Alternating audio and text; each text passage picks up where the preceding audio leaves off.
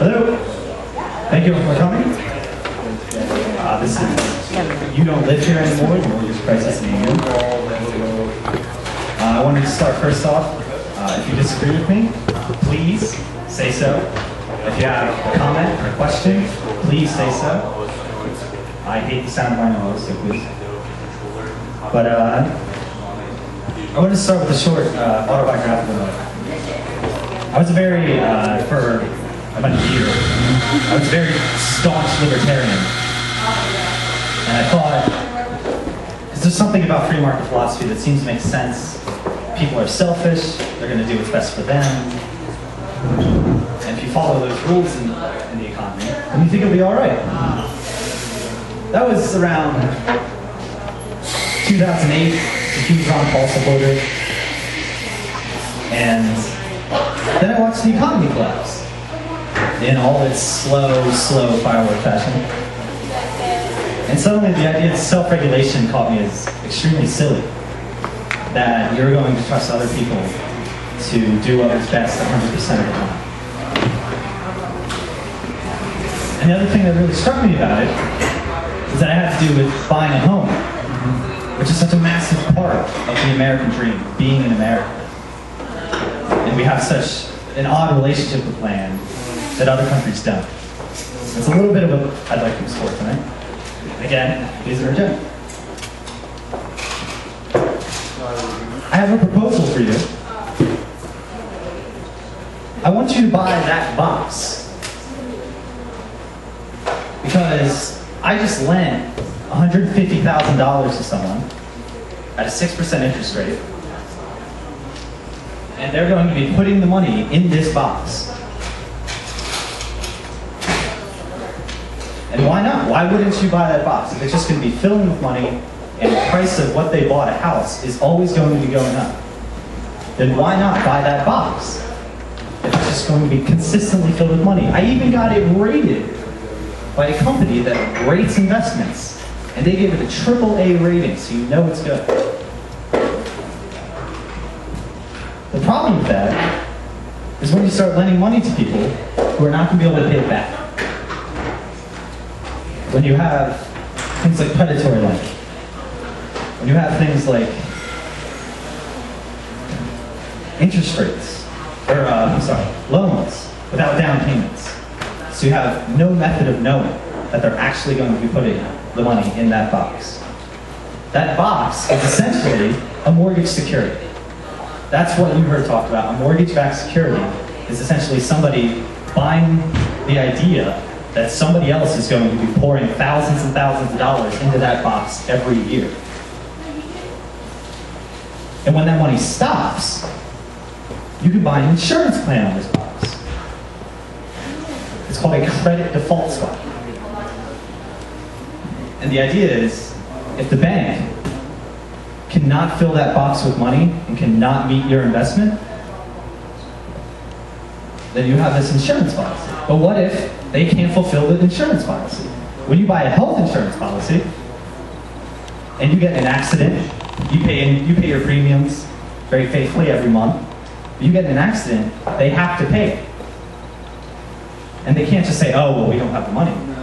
But that's exactly what the banks can do and could do. And the reason for that is because health insurance companies have to open up their books pretty much every month to the government. And they have to show their balance sheets and show that they can definitely pay out the money for the people who need it, for the people who've been paying their premiums very faithfully. The 2008 collapse was largely about people taking a very basic idea like a mortgage and turning it into a casino.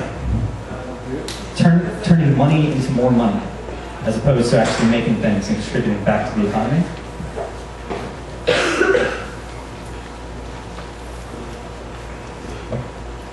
How many people here own land?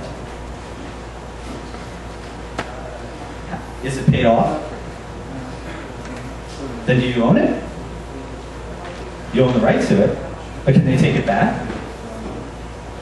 Now, did the bank ever own that house at any point? You just borrowed the money from them to buy the house from Remax or Century 21. Companies, by the way, that are about 30 years old. So do you really own it?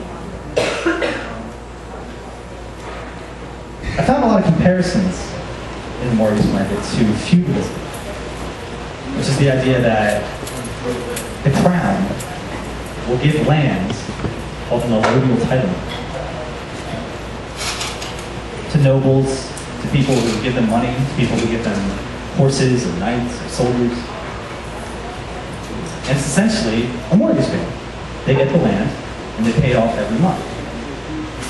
And essentially, if you buy a 30-year mortgage when you're 40, you're essentially buying a car. And when you get an allodial title, if you're a nobleman in feudal England, then you're essentially going to be paying that off for the rest of your life. I want to get back to the idea of the mortgage market. The idea that people could trade. When your mortgage is securitized, you're almost never let down. Because they don't really see it as any of your business. They're just betting, essentially, on the likelihood that you will continue to put money in this box. And then, I mentioned default swaps. You can buy an insurance policy on that box. And then somebody can actually sell that insurance policy. The likelihood that that insurance policy will continue to be paid out. But if you foreclose on your home, if you foreclose on your mortgage, then they actually continue to make money because they can sell off the security because of the insurance policy.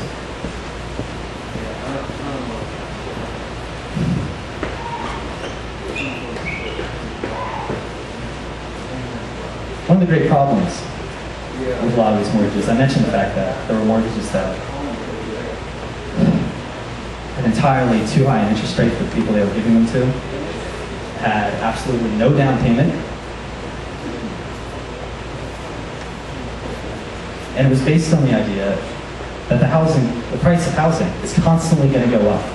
And we heard this for 2 or 3 generations, that housing prices were never going to go down. They were a surefire bet. There's a quote from a humorist named Will Rogers. He says, the best investment advice he could ever give was buy land because God ain't making any more of it. And the reason prices go up on something is because supply goes above demand, or demand goes above supply. And since there's no more land that's ever going to be made, then it's reliant on essentially overpopulation. And it's reliant on the idea that people are always going to want to be buying houses. But when there's no credit to be buying these houses, and there's no buyers, and the prices have to drop. You can go to Flint, Michigan right now, and they have buy one, get one deals on houses in Flint. The downside is you have to live in Flint.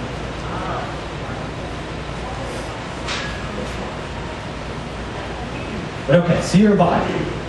You want to buy a house. You go to the bank, you borrow so much money at, let's say, 5% or 6% interest rate. You have a perfect credit score, there's no problem. They take that box. They allow people to invest in it, allow people to invest in the likelihood that you're going to continue to be pouring money into that box. And these are what are called over-the-counter trades. They aren't watched by the New York Stock Exchange. They aren't watched by financial markets. And that was the major problem I found in 2008 collapse, that no one was watching. That there were these, when you listen to interviews with former mortgage lenders and bankers, they always say how much a part of it was the culture. And I find it so similar